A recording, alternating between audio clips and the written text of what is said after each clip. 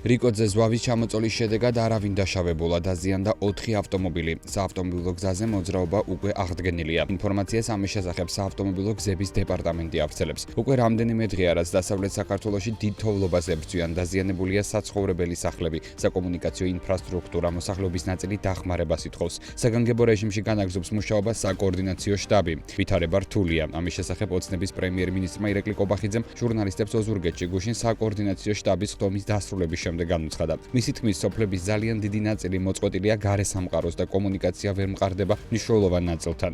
გზების თოვლის საფარისგან გაწმენდის უწყვეტი სამუშაოები მიმდინარეობს ხულოს, შუახევის, ქედის, ხელვაჩაურისა და ქობულეთის მუნიციპალიტეტებშიც. როგორც ბათუმის მერიაში აცხადებენ, რამდენიმე მისამართზე სახურავები დაზიანდა. ერთი ოჯახი გადაყვანილია უსაფრთხო ადგილზე. მათი ინფორმაციით შეფერხება დაფიქსირდა წყალმომარაგების კუთხით, დაზიანდა ცენტრალური მილი. უამინდობისა და დიდ თოვლობის გამო საქართველოს რკინიგზამ მატარებლების კიდევ რამდენიმე რეისი გააუქმა.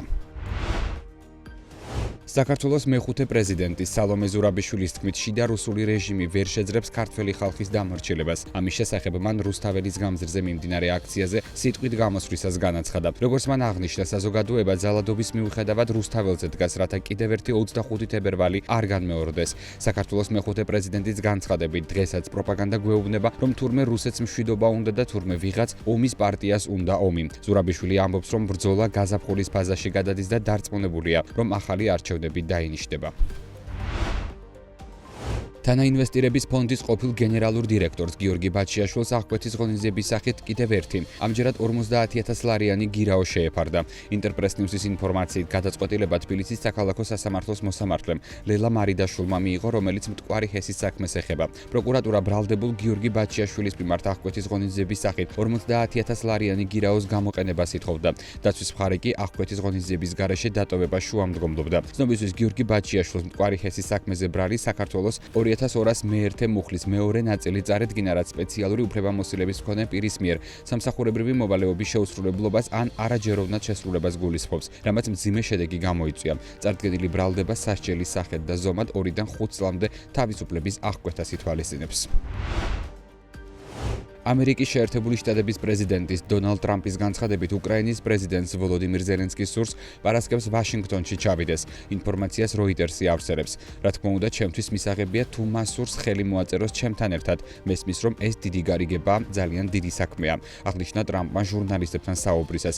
კითხვაზე, რას მიიღებს უკრაინა წლის აღისეული შეთანხმების სანაცვლოდ, ტრამპმა უპასუხა, რომ შეერთებულმა შტატებმა უკრაინისთვის უკვე უზრუნველყო 350 მილიარდი დოლარი, უამრავი სამხედრო ტექნიკა და ბრძოლის გაგრძელების უფლება.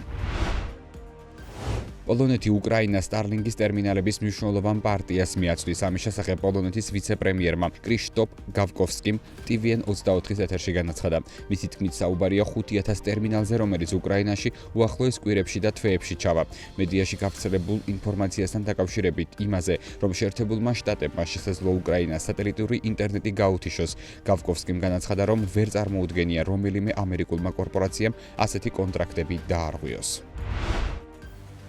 დიდი ბრიტანეთის პრემიერ-მინისტრი კირ სტარმერი მიმდინარე კვირის ბოლოს ლონდონში მსოფლიო ლიდერებს უმასპინძლებს. მისი თქმით, შეხვედრაზე ლიდერები განაგრძობენ იმის განხილვას, როგორც აიწიონ წინ, როგორც მოკავშირეებმა იმ სიტუაციის გათვალისწინებით, რომლის წინაშეც ახლად განან. სტარმერმა ასევე აღნიშნა, რომ დიდი ბრიტანეთი თავდაცვის ხარჯებს მთლიანი შიდა პროდუქტის 2.5%-მდე გაზრდის და ეს ინვესტიცია მაქსიმალურად გაზრდის ბრიტანულ სამუშაო ადგილებს.